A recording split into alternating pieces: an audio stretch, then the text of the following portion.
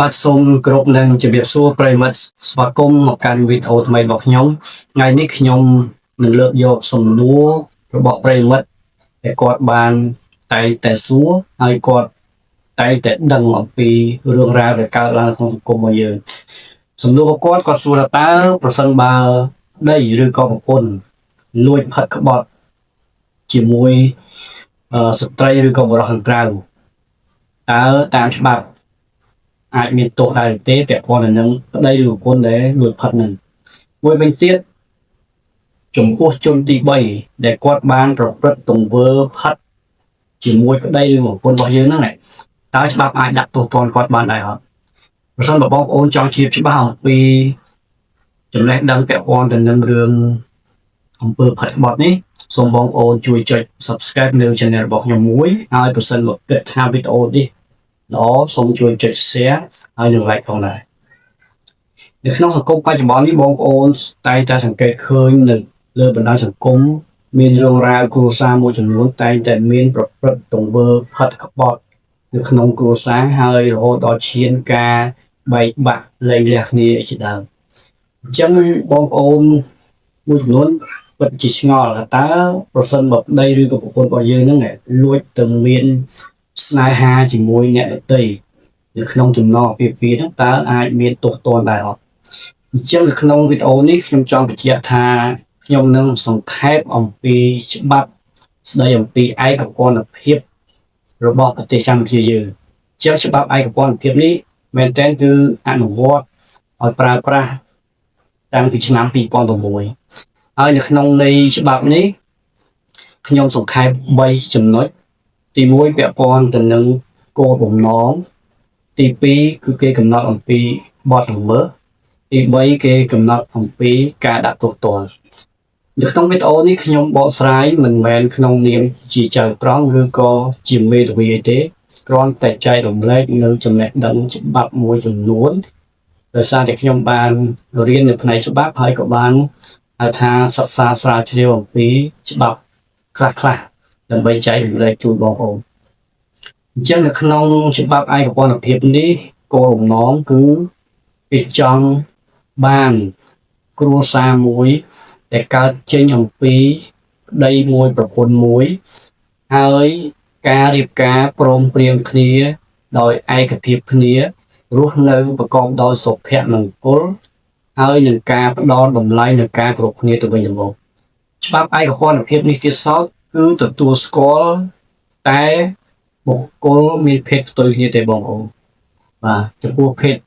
ដូចគ្នាគឺគេមិនទទួលស្គាល់ទេហើយនៅក្នុង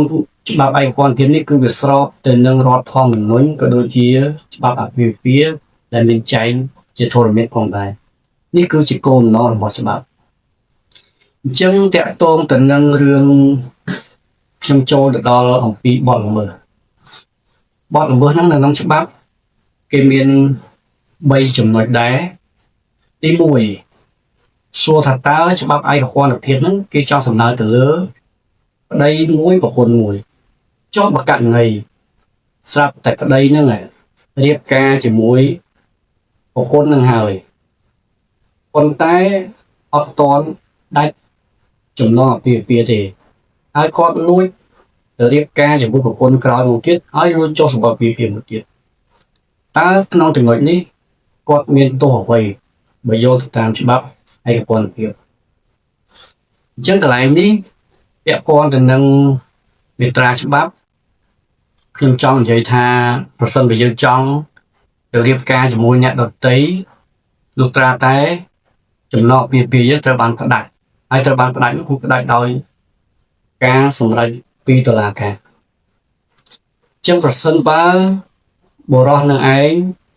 អត់ទាន់ដាច់ចំណងអាពាហ៍ពិពាហ៍ទេហើយគាត់ទៅរៀបការជាមួយនារីមួយផ្សេងទៀតហើយគាត់ចុះទៅតាមច្បងបងដែរអញ្ចឹងកន្លែងនេះគាត់មានបទពីបទហៅថាទ្វេគុណភាពវាថាច្បាប់ទាក់ទងទៅនឹងបទល្មើសគាត់មានប្រពន្ធ2បាទហ្នឹងហើយបាទខ្ញុំចង់បញ្ជាក់ហើយនេះមួយទៀតបងប្អូននឹងមានឆ្ងល់ទេថាតើអ្វីទៅជាបទល្មើសផិតហើយអ្វីទៅជាបទល្មើសស្មន់ អញ្ចឹងមុននឹងឈានចូលដល់ទោសទណ្ឌសូមបងប្អូនស្វែងយល់អំពីបទល្មើសទាំងពីរនេះទី1យោងទៅលើច្បាប់ឯកពលភាពនឹងពាក់ព័ន្ធទៅនឹងបទល្មើសស្មន់គេចង់សំដៅទៅលើប្តីឬក៏ប្រពន្ធដែលគាត់ស្ថិតនៅក្នុងចំណងពាក្យពីប្រកបហ្នឹងហើយគាត់លួចទៅរួមខ្សែសន្តិវៈឬក៏លួចទៅមានស្នេហាស៊ីជម្រៅជាមួយញាតិលោហិតឬក៏ញាតិប្រពន្ធរបស់គាត់ចឹងញាតិលោហិតហ្នឹងគឺចង់សំដៅទៅលើសាច់ឈាមបង្កើតរបស់គាត់បាទហ្នឹងហើយបាទចាប់ពីជីដូនជីតារហូតដល់ចៅទូទៅចឹងទៅហើយពាក់ព័ន្ធទៅនឹងញាតិប្រពន្ធគឺសំដៅទៅលើសាច់ថ្លៃសាច់ថ្លៃហើយមិនថាញាតិលោហិតឬក៏ញាតិប្រពន្ធនេះហើយទោះបីជាញាតិទាំងឯងមានខណ្ឌស្លាឬក៏អត់ខណ្ឌស្លាក្តីប្រសិនបើបុរសឬក៏ស្ត្រីដែលមានចំណងអាពាហ៍ពិពាហ៍ហ្នឹងគាត់ទៅរួមភេទជាមួយញាតិទាំងពីរប្រភេទនេះគឺអានេះគេហៅចូលពីបទស្មន់បាទអញ្ចឹងបងប្អូនយល់ហើយបទស្មន់មួយទៀតតើអ្វីទៅជាបទល្មើសផិតពាក់ព័ន្ធទៅនឹងបទល្មើសផិតគេចង់សំដៅទៅលើបុរសឬក៏ស្ត្រីដែលគាត់ស្ថិតនៅក្នុងចំណងអាពាហ៍ពិពាហ៍ហើយគាត់លួចទៅតាក់ទងជាមួយនឹងស្រីឬក៏នារីខាងក្រៅឬក៏ទៅតាក់ទងបុរសឬក៏ណាមួយផ្សេងទៀតក្រៅពីប្តីរបស់គាត់ហើយរួមខ្សែសន្តិវៈនេះគេហៅថាបទល្មើសផិតបាទអញ្ចឹងតាក់ទងទៅនឹងបទល្មើសទាំងពីរនេះប្រសិនបើគាត់ប្រព្រឹត្តទង្វើផិតក្បត់ឬក៏គាត់លួចមានស្មន់ដូចនៅក្នុងរឿងសង្គមបច្ចុប្បន្នជាក់ស្ដែងបងប្អូនអ្នកខ្លះគឺប្រពន្ធលួចទៅផិតជាមួយ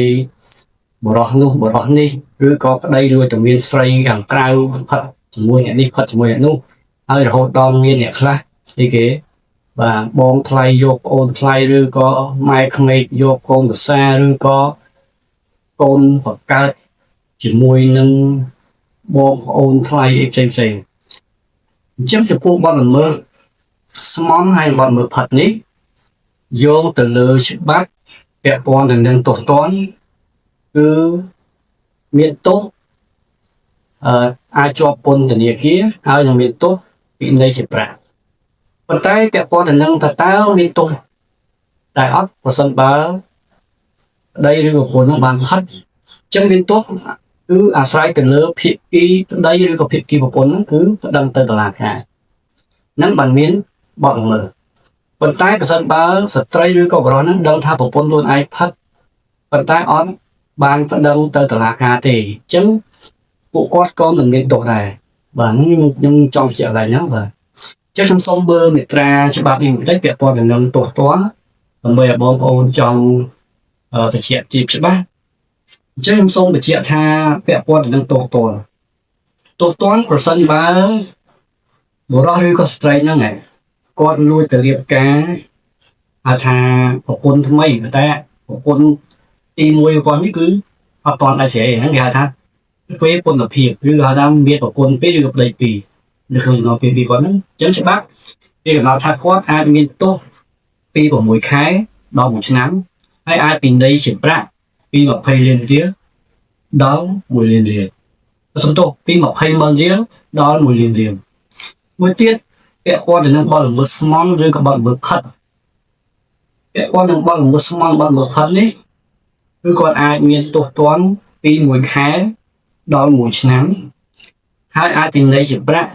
ពី20ម៉ឺនរៀលដល់1លានរៀលឬក៏ផ្ដន្ទាទោសទាំងពីរចឹងខ្ញុំបញ្ជាក់មួយភាសាទៀតដៃគូណា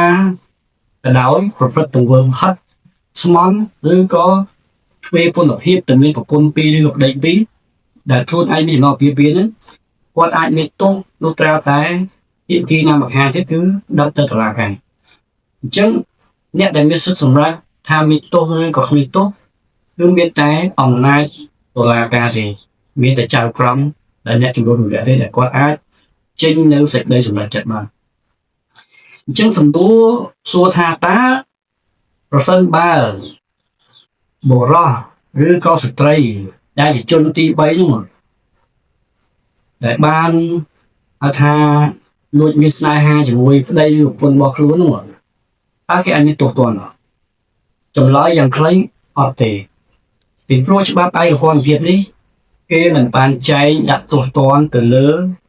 ជនទី3ដែលត្រូវបានប្រពន្ធឬប្តីខ្លួននឹងផាត់ជាមួយគេទេចឹងគេដាក់ទោសទណ្ឌចំពោះតែប្តីឬក៏ប្រពន្ធដែលបានលួចផាត់ដៃគូហើយត្រូវបានដៃគូប្តឹងបាទចឹងចំណុចហ្នឹងគឺខ្ញុំសូមបញ្ជាក់កន្លែងហ្នឹងណាបងប្អូនចឹងសង្ឃឹមថាបងប្អូន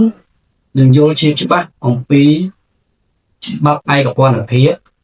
ហើយនឹងយល់ច្បាស់អំពីបទល្មើសផាត់បទល្មើសស្មន់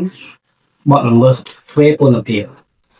ជាចុងក្រោយសូមថ្លែងអំណរគុណដល់បងប្អូនដែលបានទស្សនាវីដេអូរបស់ខ្ញុំហើយសង្ឃឹមថាវីដេអូរបស់ខ្ញុំនេះនឹងជួយជាមតិយោបល់សម្រាប់ឲ្យបងប្អូនយល់ដឹងបន្ថែមទៀតទាក់ទងទៅនឹងរឿងផ្លូវច្បាប់